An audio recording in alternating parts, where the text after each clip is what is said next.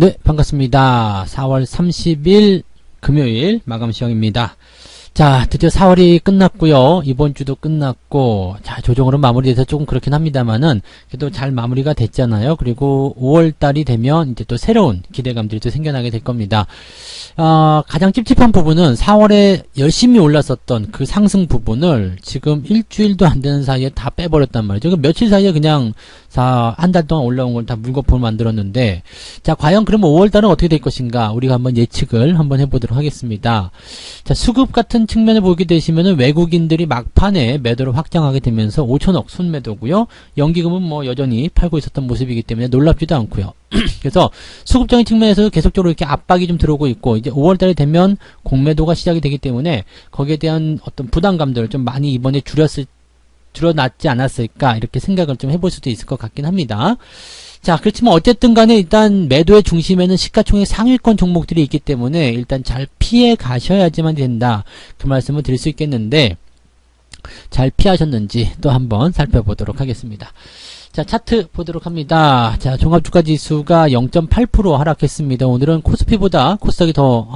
코스피가 코스닥보다 더 많이 내렸습니다. 그래서 지금 0.8% 3147포인트까지 떨어진 상황인데, 자, 이 상태로 간다라면은 추가 하락에 대한 가능성 당연히 열려 있겠죠. 그래서 지금 현재 시점이라면 월요일도 그렇게 만만치 않을 것 같아요. 그리고 월요일 첫 번째 주가 이제 어린이날이 중간에 끼어 있단 말이에요. 그러니까 거래 일자가 좀 짧아요. 그러면 3일, 4일, 월요일, 화요일 시점이 되고 또 휴일이 들어가죠. 그렇게 되면 매수가 많이 들어오지 않을 수 있어요. 즉, 거래량이 안 그래도 월요일날 적은데 이 휴일이 중간에 끼어 있다라는 부분이 있다라면 여기에서 거래량이 더 축소될 가능성이 높고요. 매도 압박이 더 큰 상태라면 주가를 밀어버릴 가능성도 있다는 이야기죠.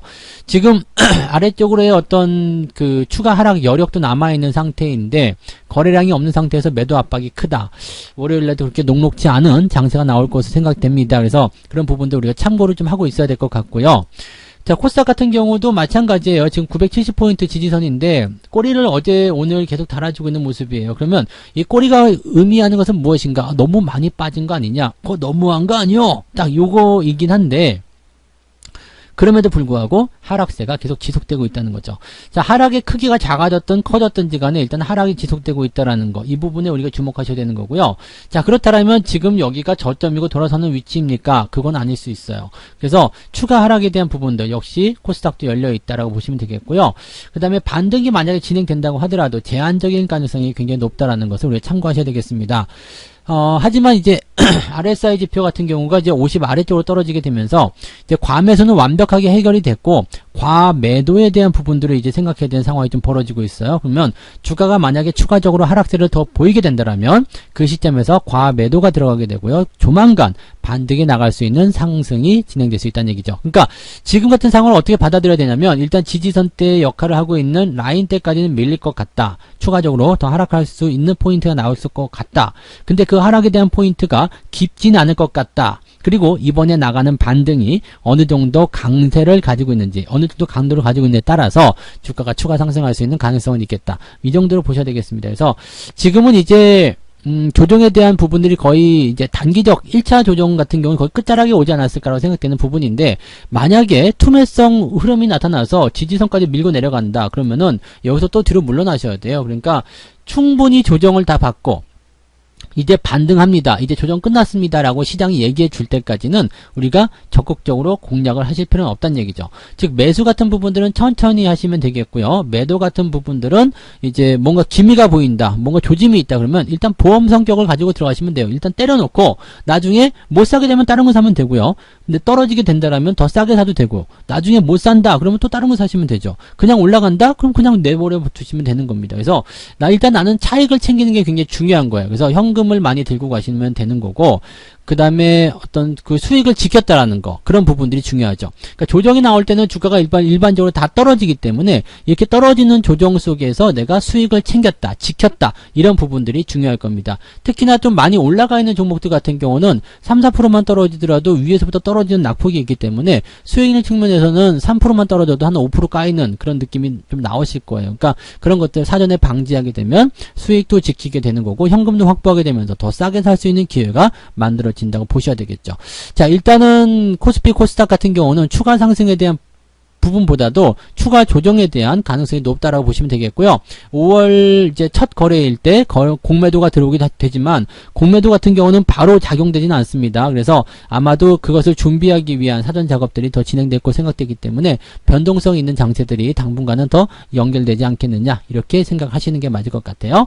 자, 수급 볼게요. 수급이 이제 가장 중요한 포인트가 될 텐데 외국인들이 막판에 더 팔아버렸어요. 아무래도 부담스럽다 이 얘기겠죠. 그래서 부담스럽다. 이게 지금 보시면은 2천억대 매도가 나와있던 상황이었는데 갑자기 팔아먹기 시작하면서 5,500억까지 순 매도가 확대가 됩니다. 금융투자도 매도였고요. 연기금은 여전히 매도가 진행이 됐었던 부분이겠죠. 그래서 지금 이 매매 주체들이 전부 다 팔아먹었는데 이 팔아먹은 부분들이 어디서 나왔느냐? 대형주란 이야기죠. 이 대형주로 팔아먹은 이유에 대해서 아마 아시겠죠? 당연히 공매도에 대한 부담감이었겠다 보시면 되겠고요. 시총 상위권, 그 다음에 전기전자, 운송장비, 자동차하고 전기전자 쪽에서 다 튀어나왔다고 보시면 될 것 같아요. 자, 그러면 시총 상위권 종목도 한번 살펴볼게요.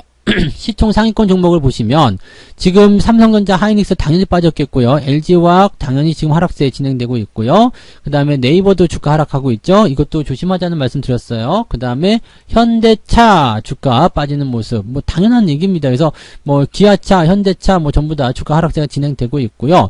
현대모비스는 그나마 좀 많이 빠진 개념이 있어가지고 좀 잘 버티는 모습이긴 했는데 부품주 쪽에서 본다라면 이제 뭐 화신 같은 경우도 주가가 추가적으로 하락하는 모습이 좀 나타나기도 했었고요. 그래서 부품주들은 조금 더 낫긴 한데 이 완성자 쪽에서는 부담감들이 좀 커져 있다 이렇게 생각하시는 게 맞을 것 같아요. 어쨌든 시총 상위권 종목들의 움직임들이 굉장히 안 좋았다 보셔야 되겠죠. 코스닥 같은 경우는 조금 더 낫긴 했는데 이게 좀 회복되다가 막판에 다 밀어버렸어요. 그래서 지금 보시면은 뭐 CJ ENM이나 스튜디오 드래곤 이런 것처럼 그 바이오 종목이 아닌 것들은 그나마 조금 낫습니다. 근데 바이오 쪽에서는 굉장히 나쁜 흐름들이 계속 연결되고 있다라는 것을 참고해 보실 필요가 있을 겁니다. 시젠 같은 경우도 또 많이 빠졌고요. 또 특징적으로 이 게임주들이 오늘 뭐 게임비라고 컴투스하고 같이 좀 하락하는 모습이 좀 있었다라는 것도 참고해 보실 필요가 있겠네요.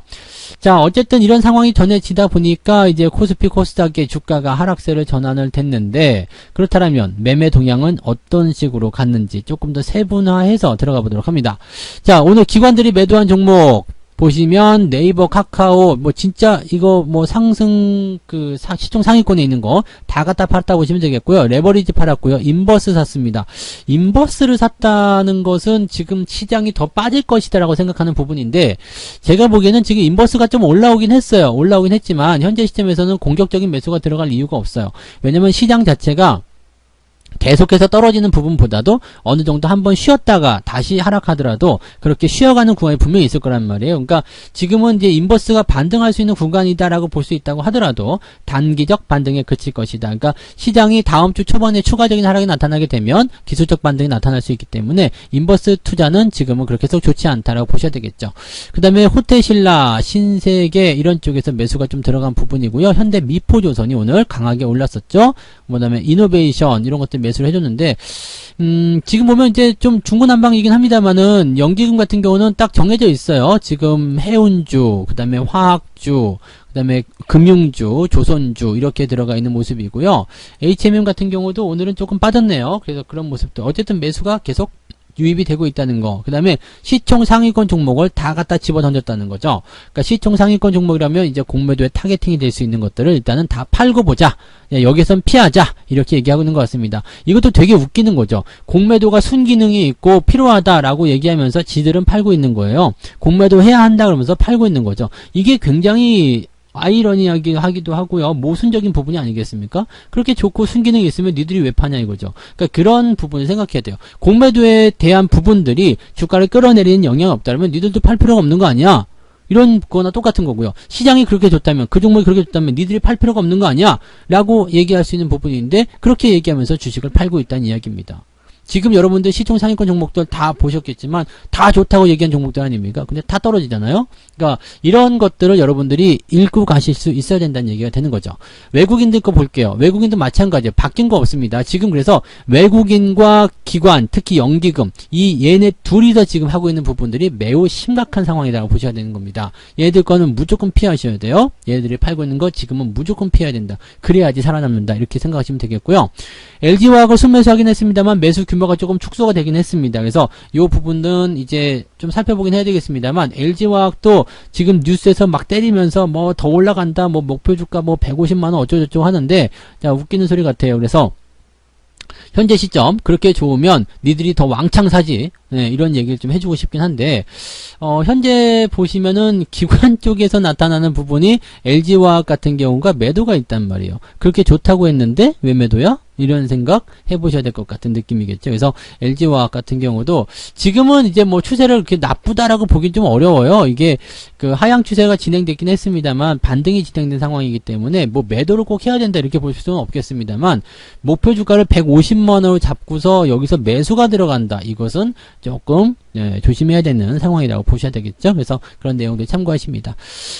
지금 시장 상황을 이제 최종적으로 정리를 좀 해드리면 조정이 조금 더 연결될 수 있습니다. 그래서 다음 주 5월 초반도 일단은 그렇게 녹록지 않은 상황이 좀 될 것 같고요. 중후반으로 가면은 조금 달라질 수는 있겠죠. 왜냐면 조정에 대한 양상이 계속해서 파고 들어갈 것이냐 아니면 반등에 나갈 것이냐가 다음 주에 결정이 될 거란 말이에요. 그래서 다음 주 초반에 일단 추가적으로 하락이 나타나더라도 바로 반등해서 분위기를 잡아주게 되면 시장 단기 조정 끝났다 이 생각하시면서 접근 들어가시면 되는데 만약에 반등이 약하고 주가가 더 밀어버리는 상황이 벌어진다면 여기서는 더 많이 조심하셔야 됩니다. 그러면 원래 갖고 있던 것들도 비중을 더 축소하셔야 되는 거고요. 그 다음에 현금 확보를 조금 더 길게 하셔야 되겠죠. 그 다음에 매수 들어가는 것들은 시장에서 하락이 되는 중심적인 종목이 아니라 변두리 종목들 쪽으로 재료가 있는 것들 위주로 접근을 들어가셔야 될 겁니다. 그래서 포트폴리오가 또다시 바뀔 수 있는 상황이 바로 다음 주 초반부 정도에 달려있을 것 같다. 이렇게 생각하시면 될 것 같습니다.